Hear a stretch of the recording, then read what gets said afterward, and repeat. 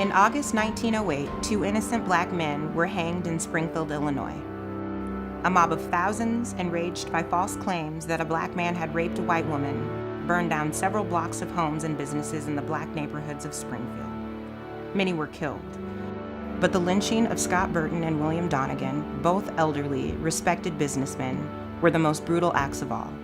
We are here today because in August, President Biden signed this into law, making it the newest unit in the National Park Service system. It's a National Historic Monument, and it's the Department of the Interior's opportunity to welcome the new park to the public and make that announcement. As far as what transcends from here, I'm not sure. We'll have to ask them.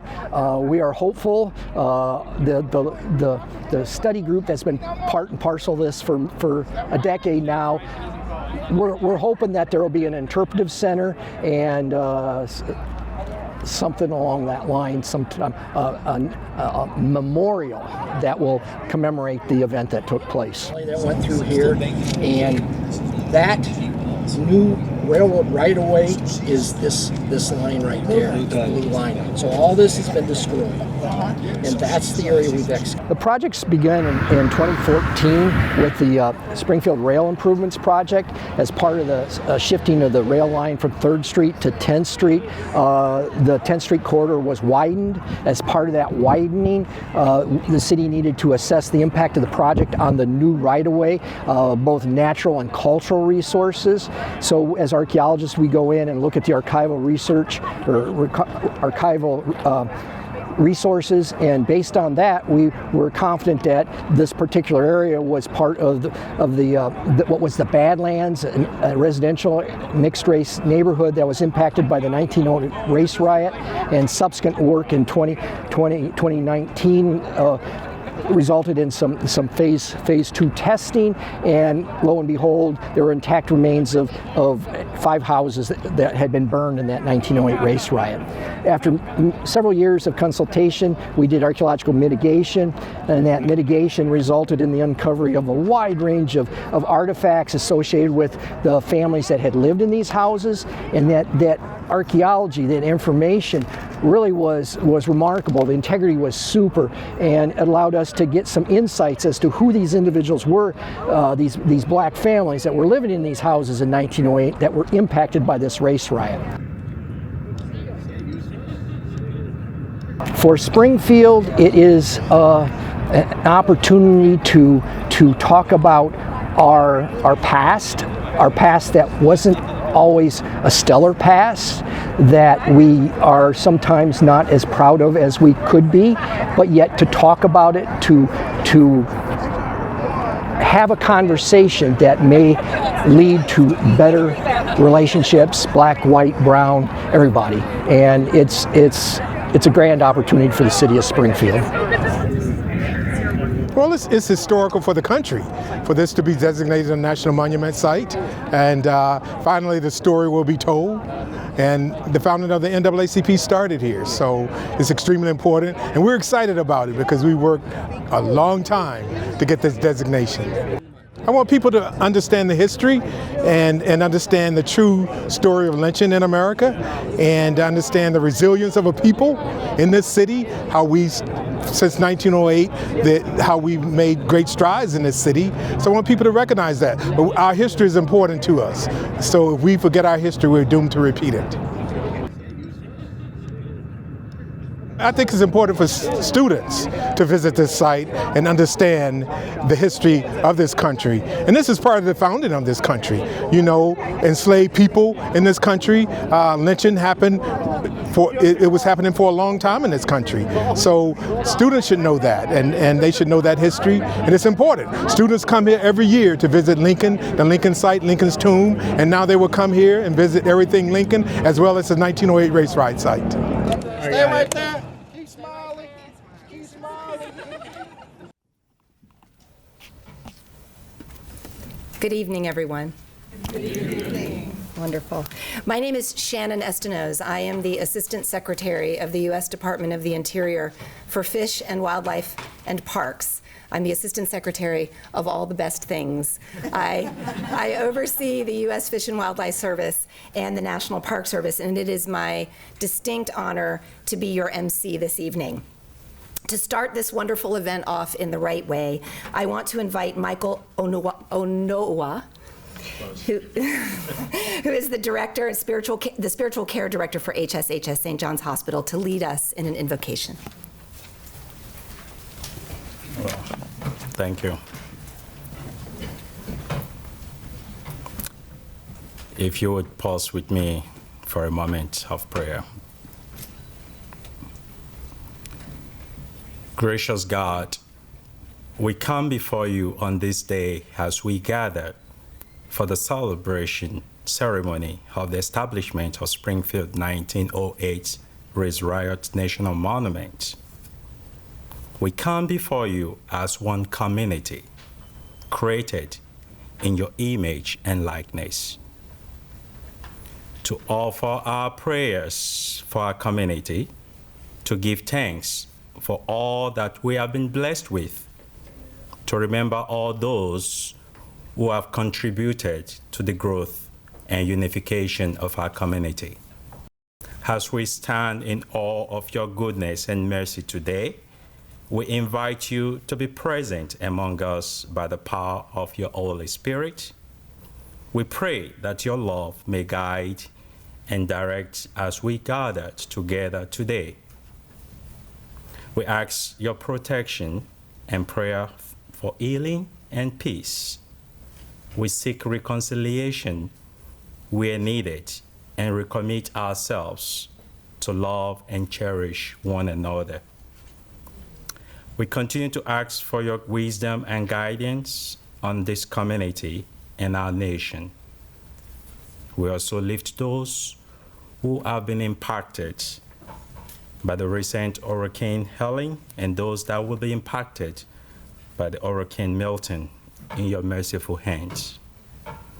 Help us as we strive daily to reveal and embody Christ's healing love for all people, and that we may accomplish this mission with respect, care, competency, and joy.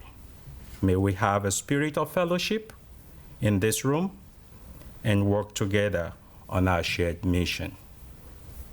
Amen. Amen. Thank you, Mike. My name is Matt Fry. I'm the president and CEO of St. John's Hospital and the president and CEO of the Central Illinois Market for Hospital Sisters Health System.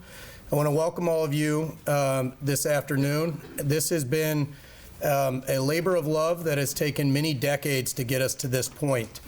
I've been a part of Hospital Sisters Health System for 2 years, so I am just coming in at the tail end of this. But really, these efforts, as you'll hear from some of our speakers tonight, began in the early 90s and have been really taking steam for the last several decades.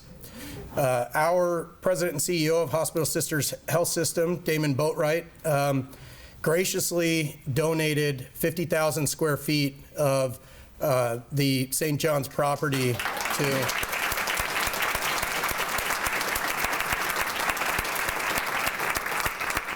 to go to the Park Service and allow for this monument to be established, where the foundations of the homes of those first victims of this tragic event in 1908 were uncovered.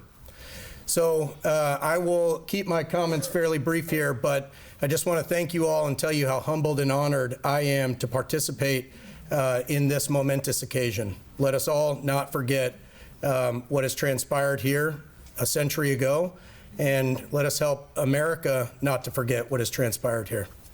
Thank you.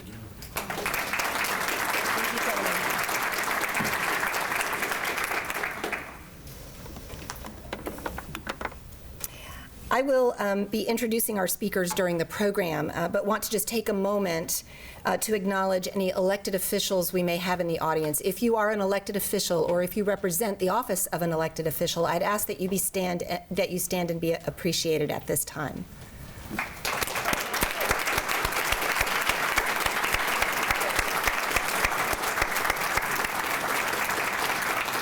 We come together tonight to celebrate President Biden's establishment of the Springfield 1908 Race Riot National Monument. We gather in celebration and remembrance, gratitude, and reflection. On stage and in this room tonight are distinguished leaders of the city of Springfield, the state of Illinois, and our nation. Civic leaders, scholars, and storytellers, activists, and community members are here tonight, many of whom I met in June when I was here learning about how important this monument is to this community. I can tell you I am in a very good position, a unique position, to assure the very few folks in this room who might not know it, but national monuments don't just happen. They are most often the product of memory carefully kept by communities like Springfield, sometimes for decades, sometimes for a century or more. A collective recognition that the memories we keep are not just family memories, they're not just neighborhood memories, but that something about America simply cannot be understood if this memory is not included in the story of America. Because how can we tell the story of our country if chapters are missing? Yes, even the painful and shameful chapters. The people in this room know this. President Biden knows it. And it's the reason that since day one of the Biden-Harris administration, the Department of the Interior has invested so heavily in efforts that tell a more complete story of our nation, including Black history, for example, because Black history is American history. Last year, for example, President Biden established the Emmett Till and Mamie Till Mobley National Monument with a footprint here in Illinois to tell the story of the 1955 murder, medieval in its barbarity, of a child tortured and murdered because he was Black.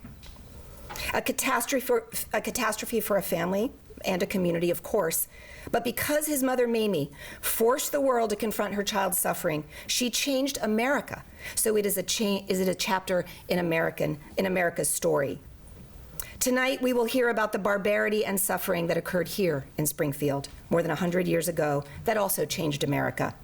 And the line stretching between 1908 and 1955, of course, continues today, because we have not yet shed terrible impulses like scapegoating, fear-mongering, and racism that were at the heart of what happened to Emmett and Mamie and to the citizens of Springfield. So there will and should be moments tonight when our hearts feel heavy, but there will be moments of happiness that this heavy story is now in the capable hands of our nation's preeminent and most beloved storytellers, the National Park Service, which for over a century has been entrusted with our nation's most important places and the stories that go with them. Yes, for much of that century, the stories that we have most wanted as a people to hear are the heroic ones, the ones that make us feel good about ourselves and our history. And those are important stories because they're often the stories about us being at our best as a nation. But it's equally important to tell the stories that are not heroic, because whether we realize it or not, we bear the weight of history, and if we don't acknowledge the dark chapters, we're asking those who directly experience them to bear that burden disproportionately. A strong, secure, and confident nation does not shy away from its painful history. It acknowledges it, it interprets it, it wrestles with it, it learns from it. A strong, secure, and confident nation accepts that to bear our American future together, we must lean in and shoulder our American past together. Thanks to all of you and many who could not be here tonight, we are here to begin that sharing the weight and lessons of Springfield 1908. The National Park Service will now join you in partnership to use the power of place to bring 1908 out of the misty distance and into focus for this and future generations. Thank you all again for joining us, and I'd now like to introduce Ken Page, President of the Springfield ACLU.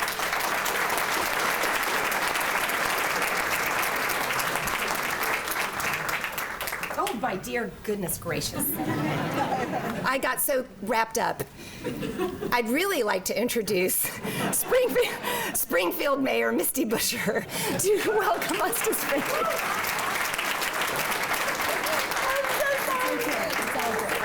It's all good. Good evening, everyone. Thank you for attending this. Thank you so much for being here. Now I have to put these on. I'm officially old. August of 1908 is a part of our history due to the horrific attack on our Black community in Springfield.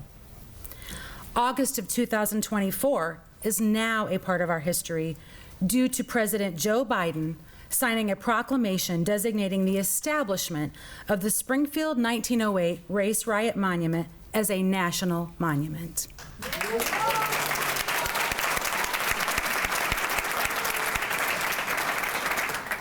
I want to thank President Biden's administration, along with the Department of Interior, both of whom have been a pleasure to work with during this process. I would like to thank the National Park Foundation for their work on assisting the process of acquisition, as the city donated land as well as HSHS for this acquisition. And I also want to thank the National Park Service for their future endeavors on this site, so thank you. I also want to thank the countless individuals who have come before us throughout the years to make sure this part of our history will never be forgotten. The Springfield City Council for years has talked about this, and the current council, of which I have, I think, one member here, Alderwoman Lakeisha Purchase is here this evening, voted unanimously with me to donate the land, so thank you.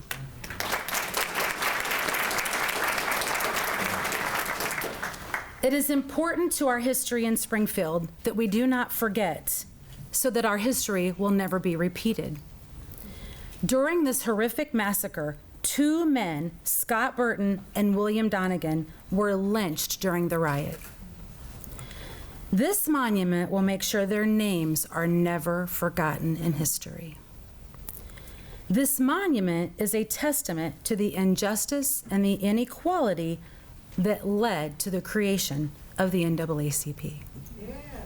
Yes.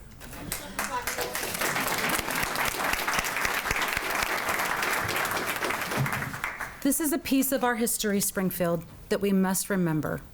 Thank you again to the National Park Service for helping us commemorate this and remember this for the rest of our lives and our future children's lives.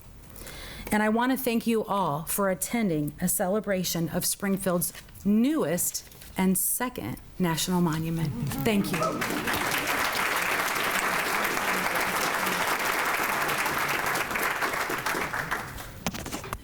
Okay, now I would like to call up Ken Page.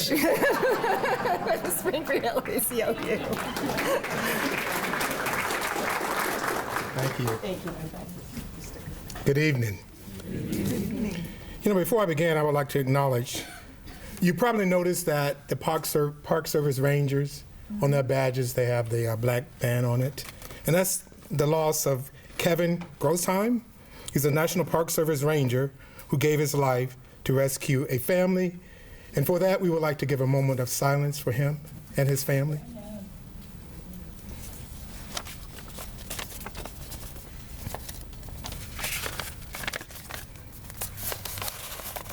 Thank you.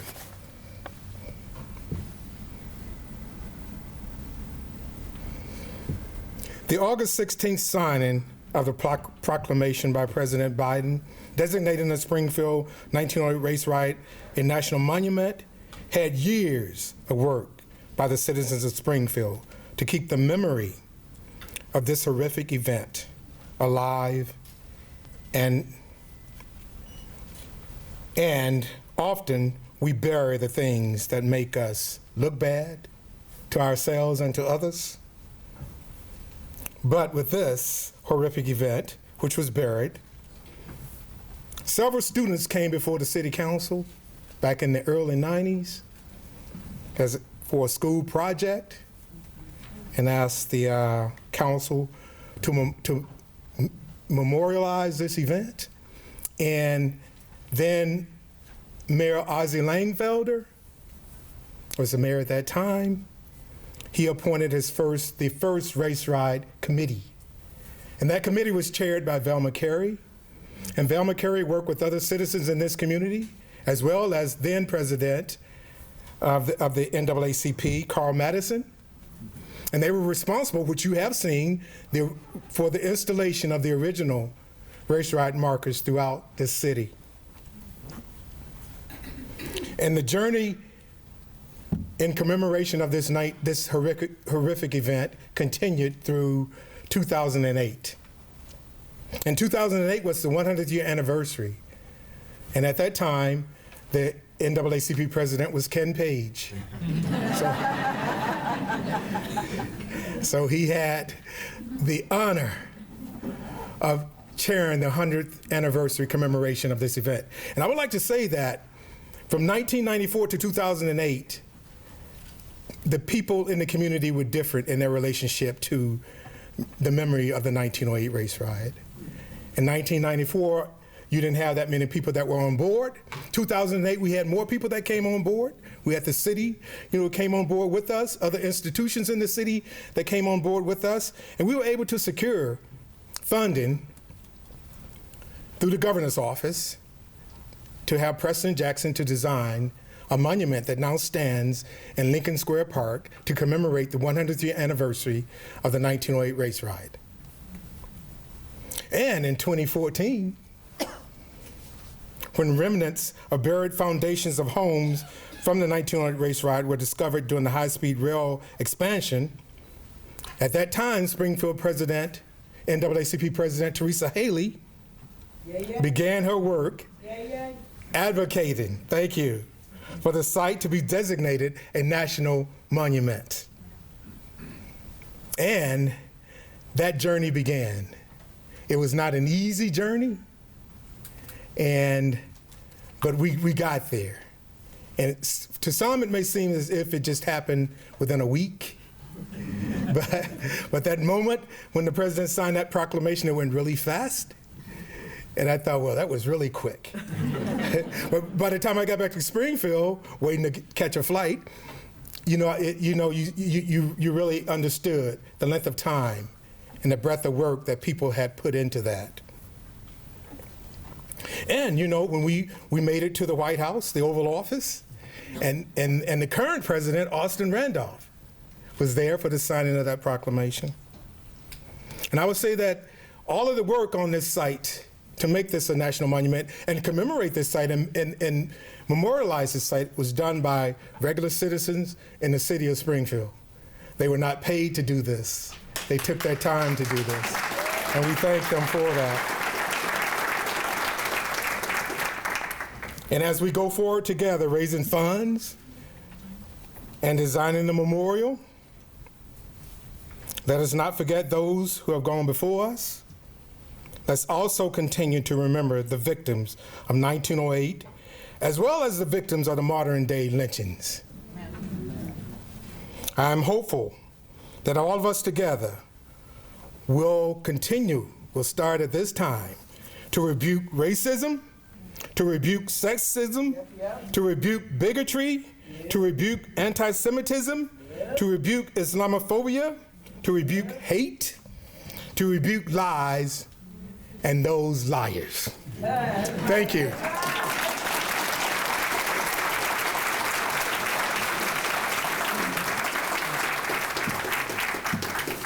Thank you, Ken. As Ken mentioned, the campaign for this monument truly has been a grassroots effort from the community of Springfield, and you should all be so proud.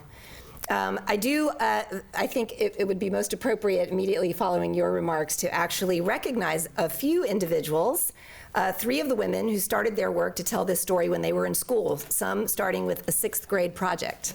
So first, I hope we have in the room today Amanda Staub-Lodgergan and Lindsay Harney-Price. All right, stand and be appreciated.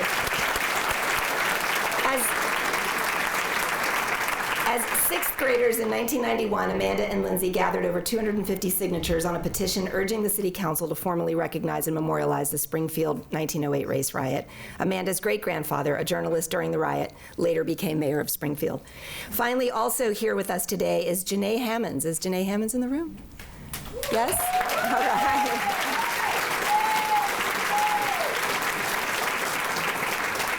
In 2000, encouraged by her father, Janae wrote her 6th grade history paper on the Springfield 1908 race riot and earned the highest grade in the class. Throughout high school and college, when teachers and professors asked who had heard of the riot, Janae was one of the few who had. These women were working to tell the story as early as 5th grade. For all three, what started as a grade school project has become a lifelong opportunity to share the history and advocate for commemoration. The Park Service is proud to take up the mantle and begin telling this important story for the community of Springfield and the nation.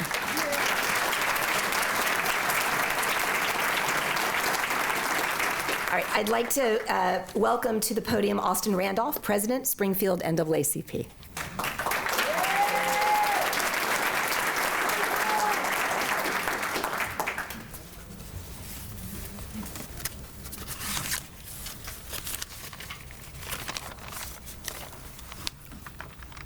Thank you and welcome.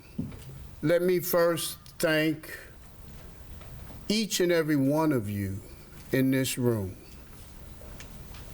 On behalf of the NAACP, we want you to know and understand that your work is not only needed, but has been the most successful project that I believe Springfield has had to commemorate those who have came before us to make this monument and historic site a reality. Let me also thank our elected officials who have helped us along the way, some of which are right here on this stage. They are the main ones who have went through the struggle of government to help make the time, the effort, the funding, the documentation, and the struggle to get things done so that we can have the monument and historic site that is needed for the education and the future of our children. Let me also thank, in behalf of the NAACP, our past presidents, some of which you know, some of which you don't know.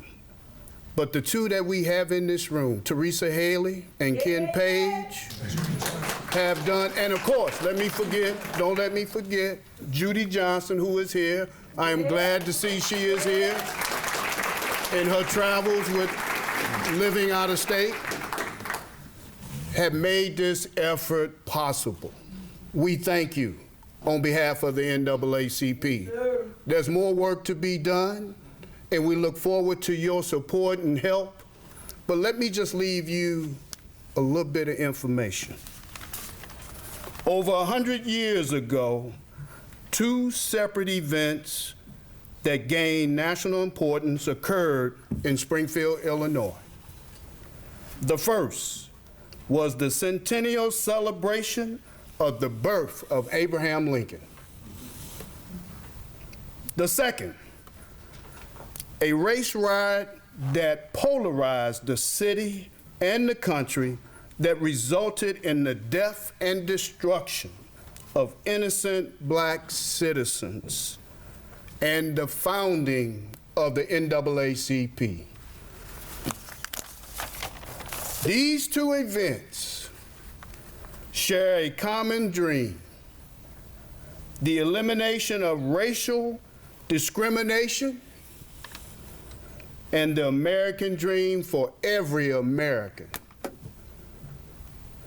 This National Historic Site and the monument to be will be forever stand for equality and freedom for all Americans. We must only keep this dream alive, but continue the fight.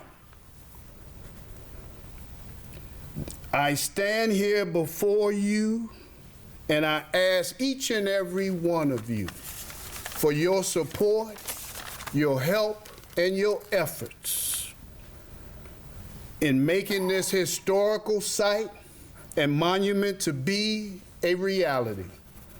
I thank you and I pray for you, and we continue to look forward in working together and making this dream come true. Thank you.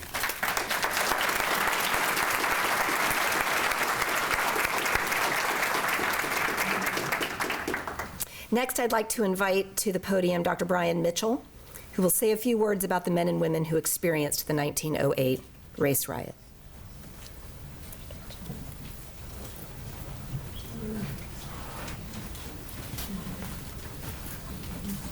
I have the honor and privilege of leading the Abraham Lincoln Presidential Library and Museum. I am the first African American to hold the position of research director at the museum, and the museum sits historically on sites that are connected to the riot. When we look at the neighborhood around us, we have a few markers, but we don't see the businesses that were once part of a thriving Black business district. That business district was a target of the massacre.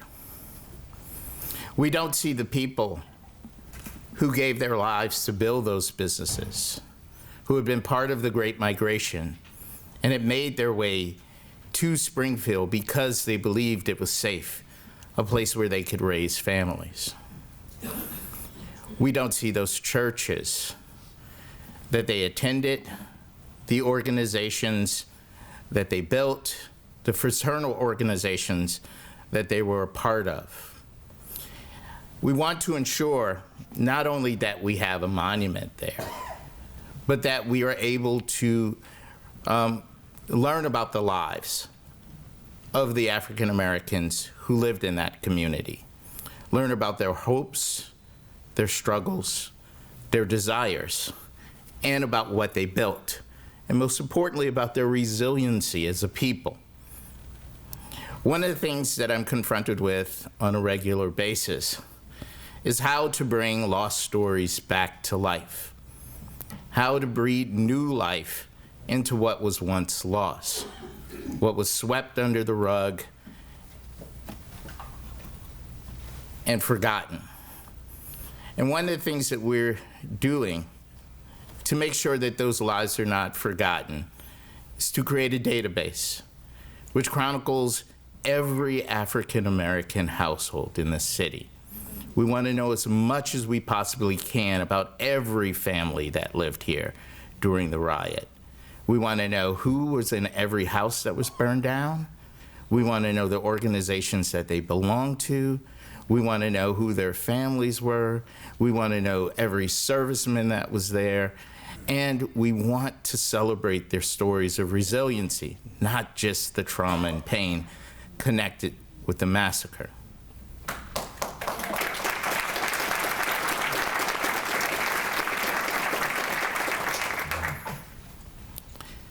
It took a lot of work to get here. I want a show of hands of every individual who took part in a workshop, who attended a community outreach, or who went to the Union Baptist Church to represent the community. So if you wouldn't mind, raise up your hands. I want to see everybody who was involved.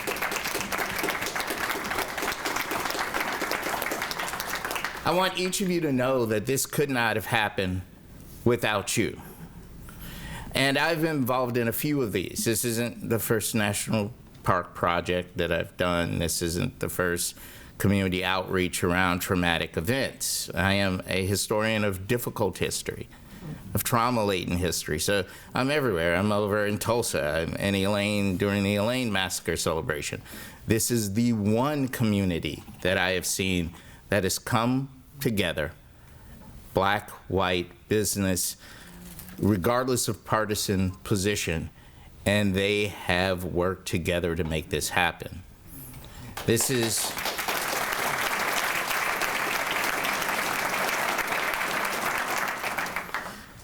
what politics and good relations is supposed to look like. You're supposed to be able to ask your political leaders for something, and they deliver. And one thing I want to say is, on a local level, on a state level, on a national level, our politicians delivered.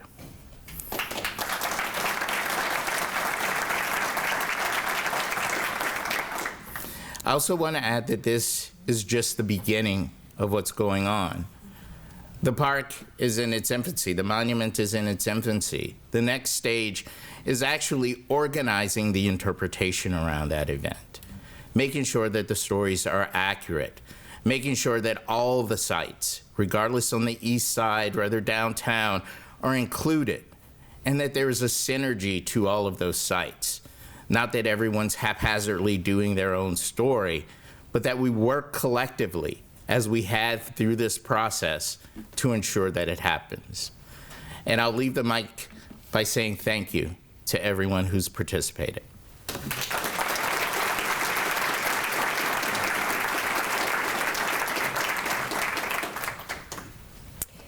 Thank you, Dr. Mitchell. I want to just take a moment in particular and thank the National Park Foundation and the Lincoln Presidential Foundation for the help that they too have given us in the past several months, and in particular to the National Park Foundation for the refreshments later this evening. Next, I'd like to invite to the podium State Senator Doris Turner.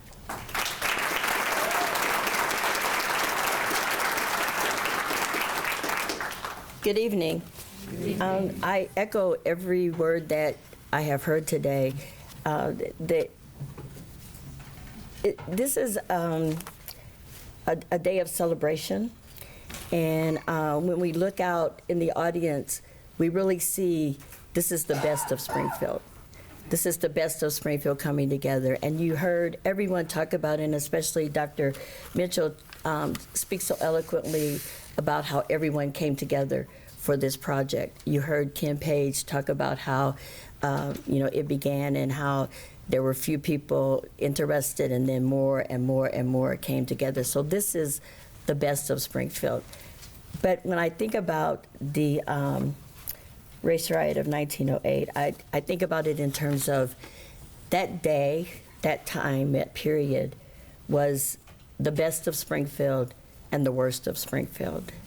It was a time of horrific devastation when you think about the lynchings and the murders and the loss of property, the loss of life, and the loss of a community.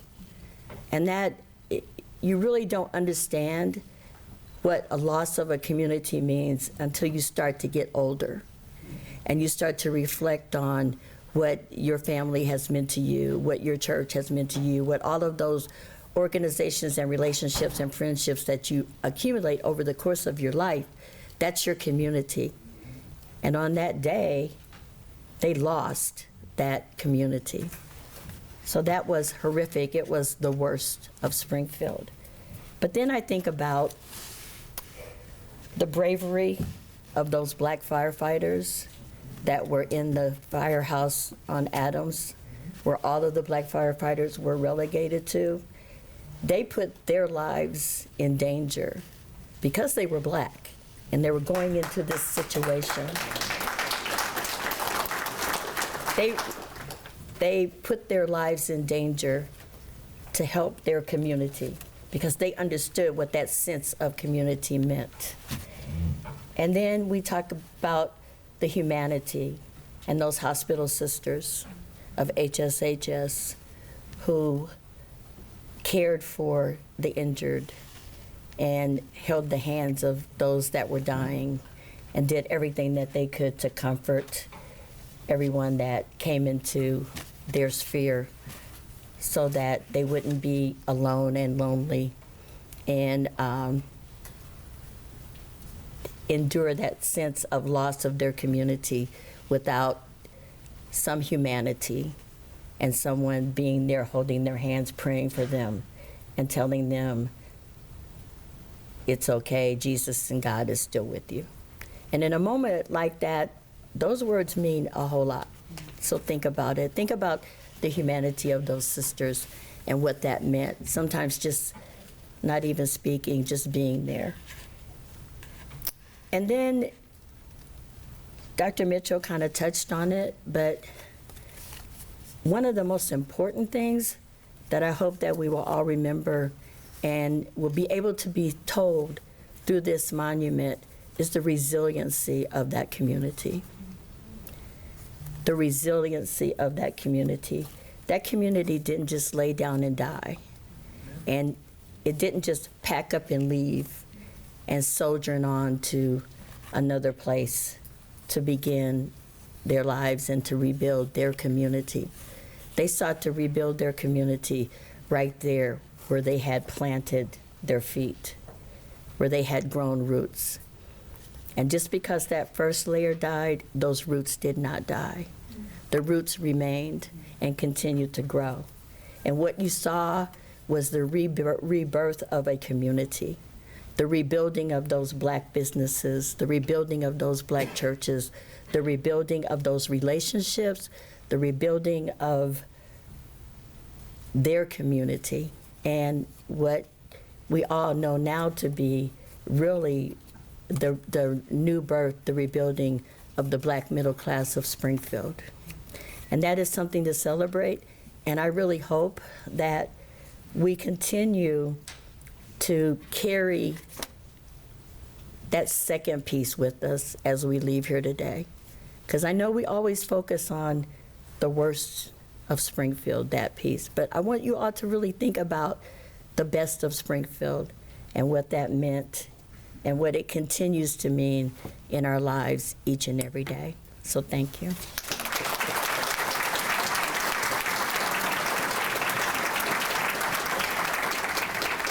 Thank you, Senator Turner. Next, I'd like to invite to the podium Lieutenant Governor Juliana Stratton.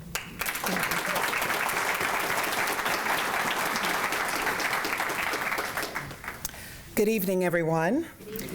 And thank you, Assistant Secretary Estones, for that warm introduction and your leadership. It is an honor to be in community with all of you this evening. In the interest of time, I will echo the appreciation you have already heard.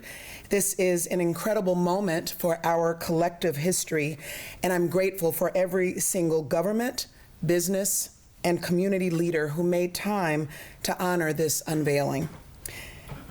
An undeniable shift in Illinois' and the nation's humanity happened on August 14th, 1908. In a matter of hours, blood and char marked the streets of Springfield, leaving a smoldering slash across the tapestry of our community.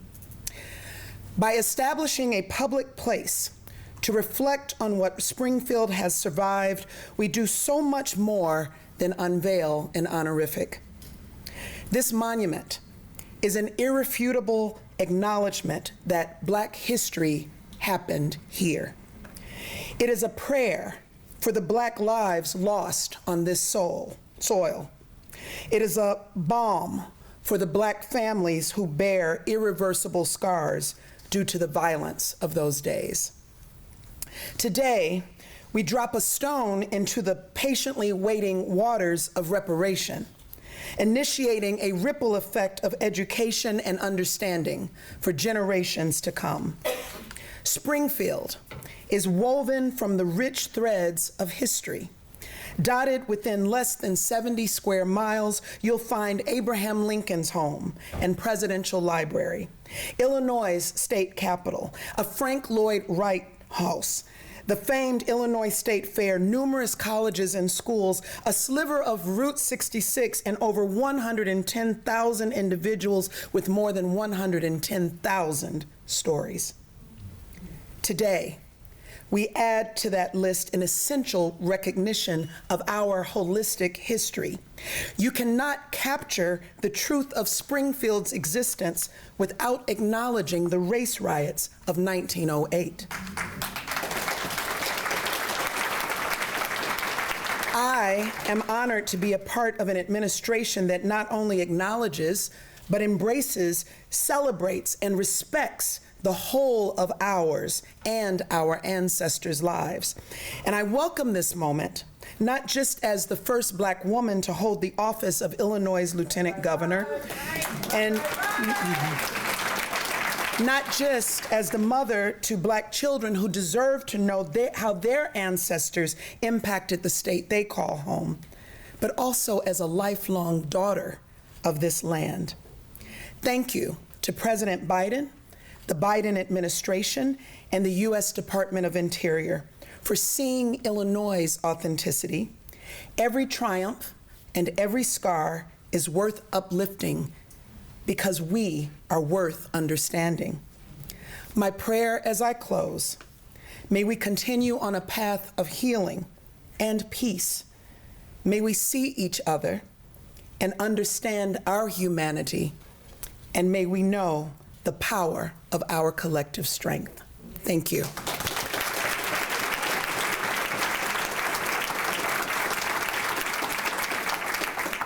Thank you so much, Lieutenant Governor. I'd now like to invite to the podium Congresswoman Nikki Budzinski.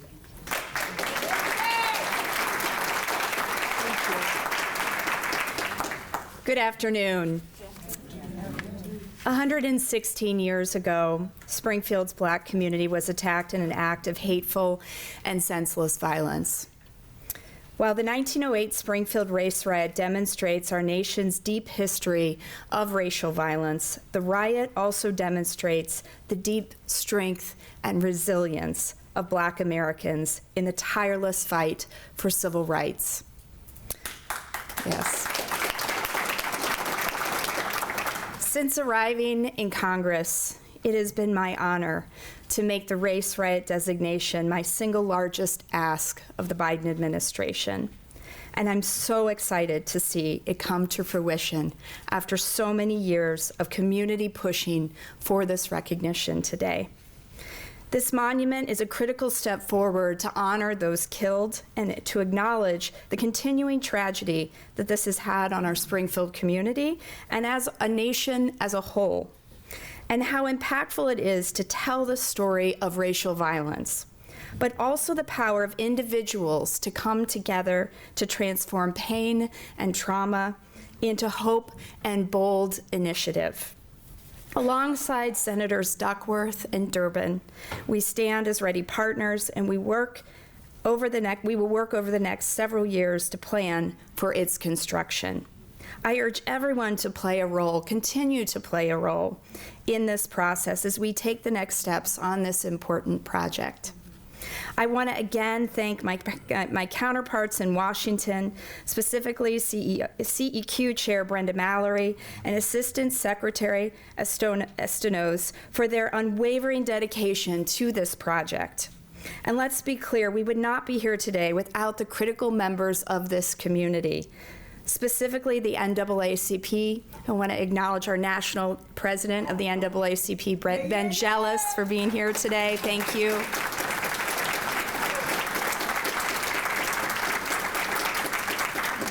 The ACLU, the Sierra Club, amongst many others, who ensured that this story will now never be forgotten.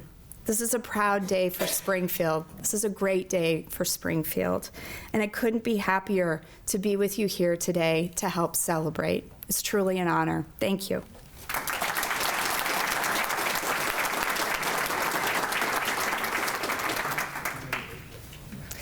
I now invite to the podium Senator Tammy Duckworth.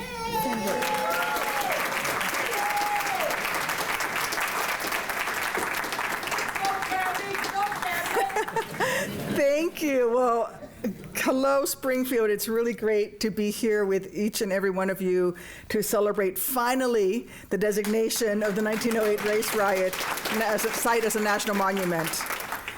116 years ago, a mob of white residents murdered at least 6 Black Americans, possibly more, burned their homes and businesses, and attacked hundreds of citizens.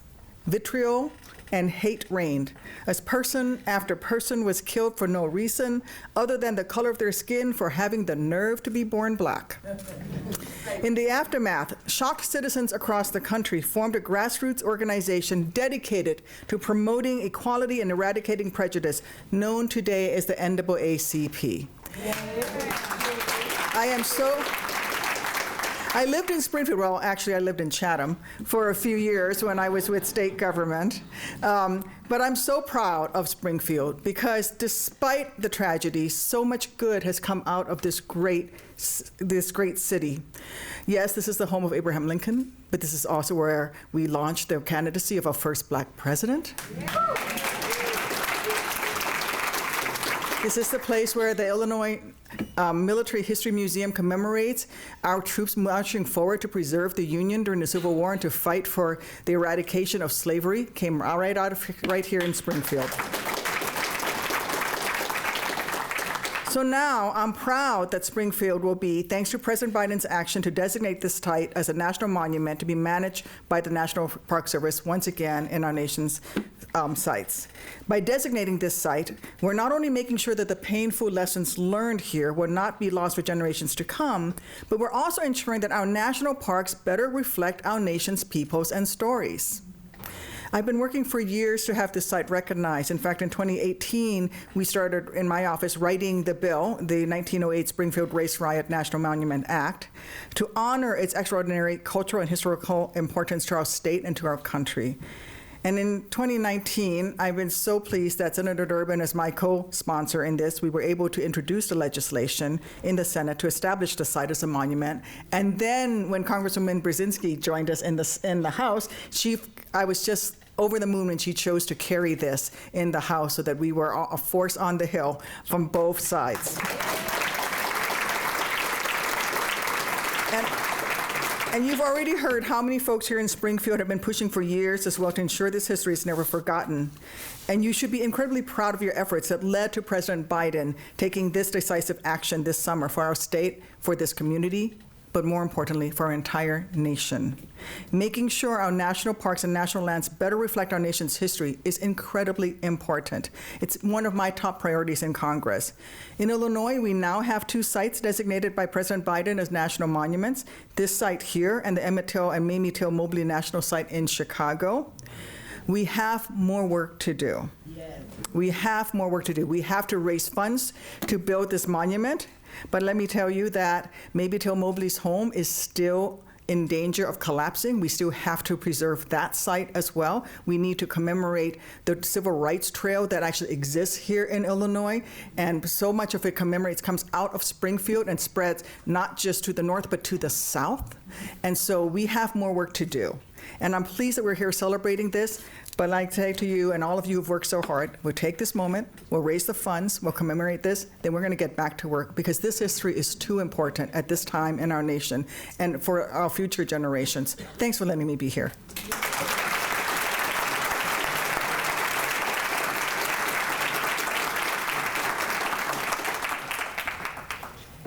Wonderful. And next, I'd like to invite to the podium Senator Dick Durbin.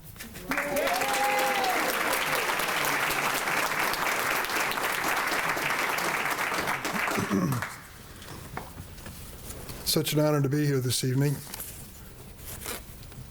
So many people committed to telling the story of the Springfield Race Riot, but something special is happening here as well, and I want to give special recognition. The decision of the National Park Service to be part of this makes a significant difference in Washington and across the United States and around the world. This agency, more than any other in Washington, D.C., is really devoted to preserving the mystic chords of memory, as Abraham Lincoln once said, and they do it so well. Let's give the Park Service a round of applause.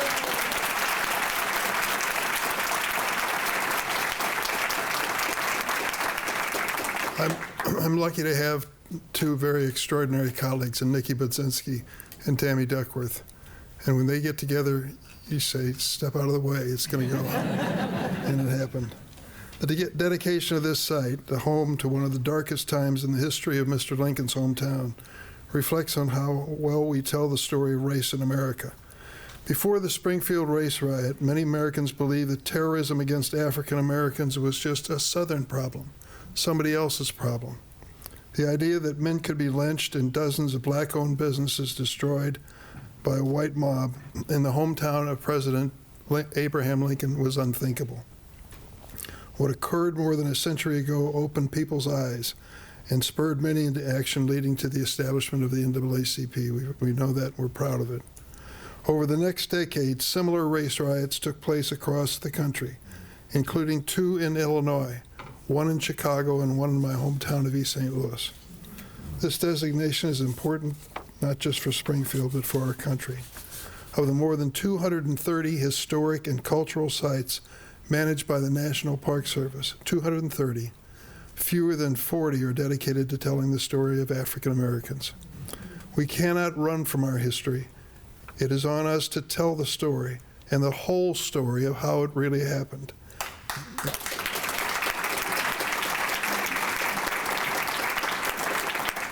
and that includes our nation's continuing struggle with racism. Yes, there was a deadly race riot in those days, but we know now that there is still fear of discrimination and mistreatment in our day. I'm honored to have helped establish several sites in Illinois that tell some of these stories. I would add to the list that Tammy mentioned the Pullman National Historic Park and the new Philadelphia National Historic Site.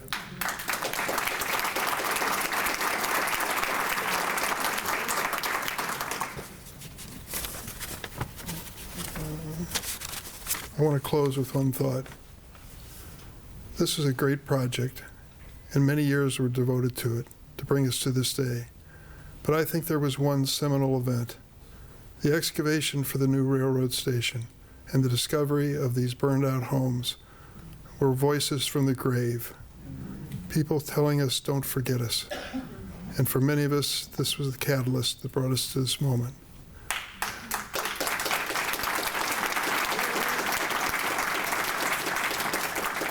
As was mentioned before, the sad chapter of the Springfield race riot gave rise to the NAACP.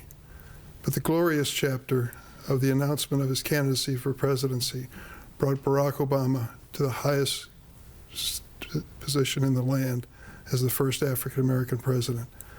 That event happened in the same area and the same part of Springfield, Illinois, as many of the aspects of this race riot. It's a redemption in my mind of this city to know that Abraham Lincoln's hometown was also the birthplace of a campaign that led to the presidency for the first African American in the history of the United States.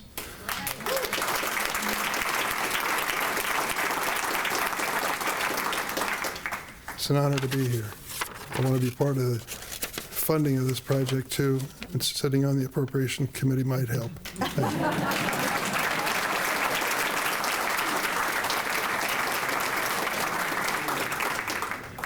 Thank you, Senator. And to close out the speaker portion of our program, I'd like to invite to the podium Brenda Mallory, who is the chair of the White House Council on Environmental Quality, representing the White House. Chair Mallory.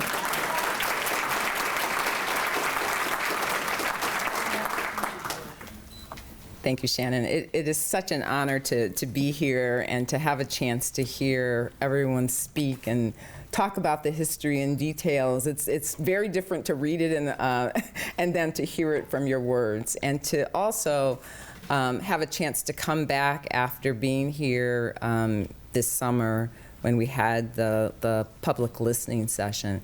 And I was telling folks earlier today, the one thing that really came through at that listening session was the sort of focused and single purpose that everyone had to make sure that we understood that you were united as a community about this being important and wanting it to happen and have the president act on this. So I was very struck by that. I took that back and was very pleased to stand with some of these folks as we saw the president sign and make this official. So it's really a true honor on my part to be here as well.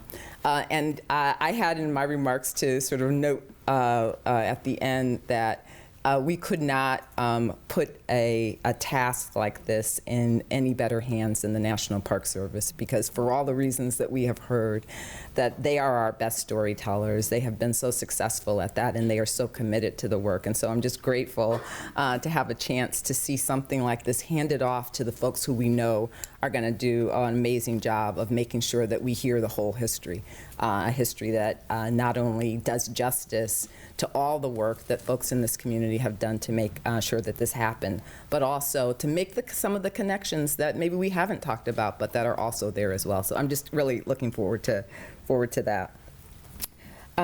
You know, I've been starting off my remarks today just by noting that we are at a moment with folks in the southeastern part of this country who are really struggling to survive from the hurricanes that we've already had in Helene and that we are about to experience with Milton. And so I do think it's important for us to remember that there are folks, and probably some of them are related to you. I had the experience this morning of hearing someone who was from a family where they had to escape and were able to escape in a hotel with their kids, trying to take refuge with families who are nearby, some of you. And so I know that people are trying to take steps to protect themselves, and that's definitely on my mind. The administration, of course, is working hard to ensure that we are providing all of the support, both on the recovery efforts, but also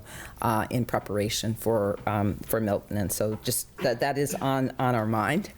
I think the one thing about this particular event, that it is so emblematic of what the president and the vice president have focused on in this administration, and that is to recognize the importance of us telling the whole story of our history. And history is a really critical feature for a number of reasons. I think those who were in the Oval Office when the president signed the proclamation heard him speak about its importance in not only acknowledging what has happened, but also giving us kind of the strength to move forward. Like we kind of in some ways need that acknowledgement sometimes to actually move on to the next step, where we are working together as a community and a partnership. And I think that's very much part of the purpose of going through designations like this. But both this president and vice president, their leadership in really making that the way in which we think about this work as being so related to all the other work that's being done across the administration to make sure that we are including all communities has been really central to what my office, and as Shannon mentioned, her office, have been doing, because the tragic, difficult stories are as important, and in fact, and sometimes more important than the heroic stories that we always tell. And the 1908 race riot is a reflection of that. We got from the 1908 race riot a lot of resilience that's reflected in all of you being here today, and in the work that has gone on for decades to actually lift up that story and connect it to what's happening to people's lives now. But we also got the NAACP as a follow-on, as the catalyst, or at least one of the catalysts that led to the creation of one of our most significant civil rights organizations, and that's important, and is why so many other positive things have happened out of that event. And I think that when we think about that connection of sometimes the bad leading to some progress towards, it's exactly that kind of encouragement I think that sometimes we need when it seems like it's dark, that we couldn't get out of this moment something that is going to actually open up some doors as we move forward. And I think the NAACP really reflects that.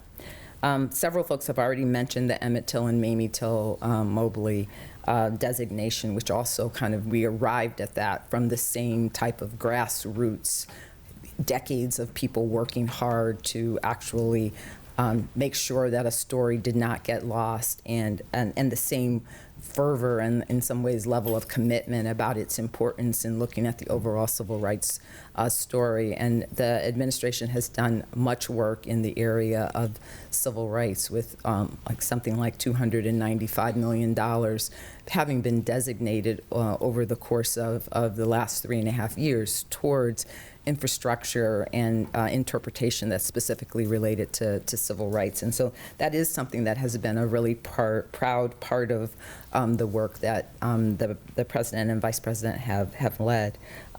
But we've already heard about our delegation and how important they have been in helping us at the federal level to partner with all of you at the state level. And I'm just really grateful to have partners like you all, and partners like the folks that we've met over the course of the last year or two as we've been working on actually moving this forward. And my understanding is this at one point this also had bipartisan support in the community with Representative LaHood, who also was among those who was important in actually pushing that forward. And that's always, I think, a good sign when you have a topic like this and a situation like this. So I'm just really grateful for all of these folks on this stage. I'm grateful for all of you who have chosen to come today and to be part of this memorial and recognition of the work that's been done. But there's always more to do, and I love the ending message that there's this is a great moment. We should take it, we should enjoy it, but we should also look to what needs to be done moving forward. And in particular, right now, in a time of some uncertainty about our future, I think it's really important that we are joining together to find how we are going to make sure that we stay in the right direction. And I'm always happy to think about being part of that. And I want to close really just on a personal note, because I think how I was affected very much is something that other people, just regular old people who have the opportunity now to see the evidence of this historic site and to be part of creating what the actual memorial looks like. But when I was here in June, I was very struck by the mural that is on the hospital wall that shows that connection of the NAACP and the specific leaders and the history and the work that the nurses did and the sisters in actually taking care of everyone.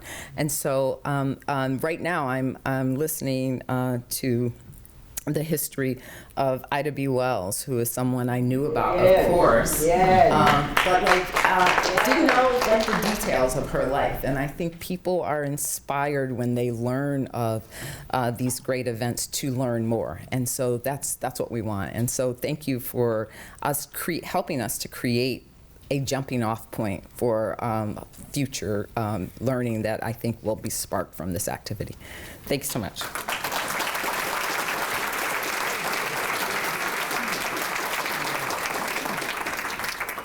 Thank you, Chair Mallory. Okay, the next part of our program, we're going to be led in song by the Reverend Sean Brooks, Minister of Music at Union Baptist Church, and he's going to lead us. The lyrics of Lift Every Voice are on the back of your program. We invite you to join us, and if you are moved to stand, please do. If you would prefer to stay seated, that is your choice, Reverend. It's a standing song. All right.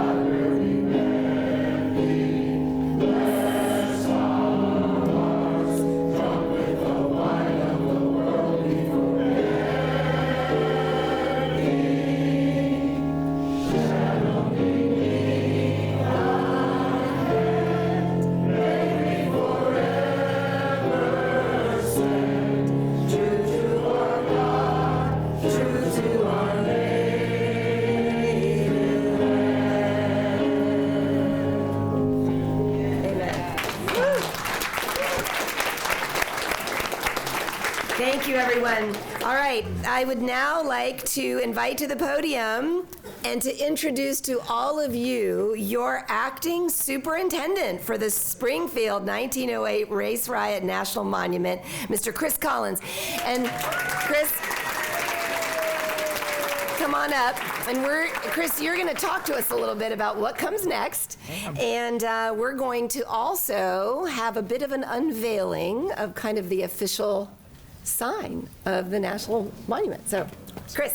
Thank you. Superintendent Collins. Thank you so much. Could I have the Rangers with the sign come on stage, please, and join our special guests? Don't be shy. Come on up. Come on up. The sign? The sign? The Ranger. Normal. Who's got the sign? The one job I had. Gareth is shy because he's not in the green and the gray. But here we go. All right. All right. Yep. You want to roll for Yep. Okay. I do. There you go. Come on up. Great. There you go. Thanks, All Mike. right. Thanks, Nicole. Okay, Chris, go. Okay. Well, it's my great pleasure to present the first of 3 new signs for the new National Monument. Invite all of you.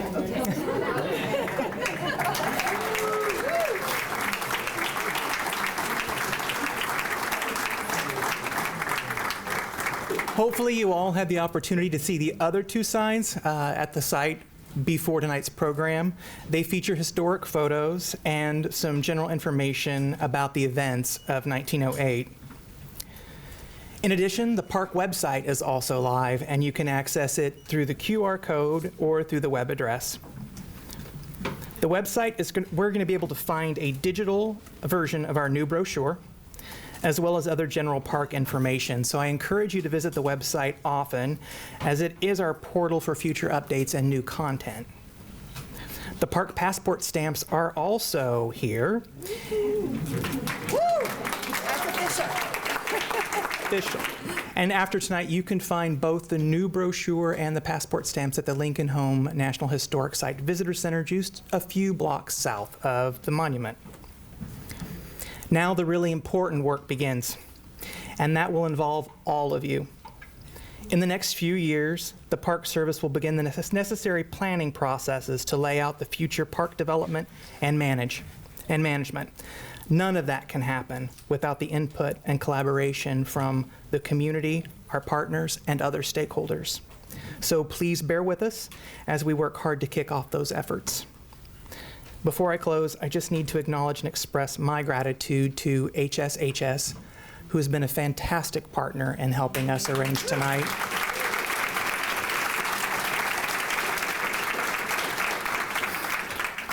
And lastly, to the National Park Service team, those who are with us in the room tonight and those who are not able to join us, but who helped behind the scenes. They gave of their time, their resources, and their support in order to make this a successful launch.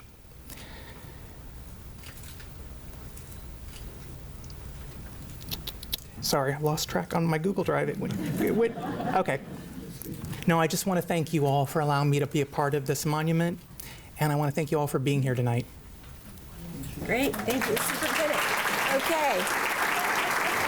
So, Thank you, Superintendent Collins. This community will get to know Chris. He's tremendous, and he's going to be a wonderful part of the early days for this monument. All right, we are going to close the evening by offering something of a choose your own adventure. If you would like to come up and have your own picture taken with the sign, we're going to form something of a selfie line, but we'll have staff to use your phones to take pictures, and you can come behind and take pictures with the official sign. There are also light refreshments, thanks to the National Park Foundation out. You are welcome to choose those as well. Let me say, finally, thank you to all of our speakers. Thank you to the community. This was a beautiful evening. Thank you for letting us be a part of it. Thank you, Springfield. Thank you so much.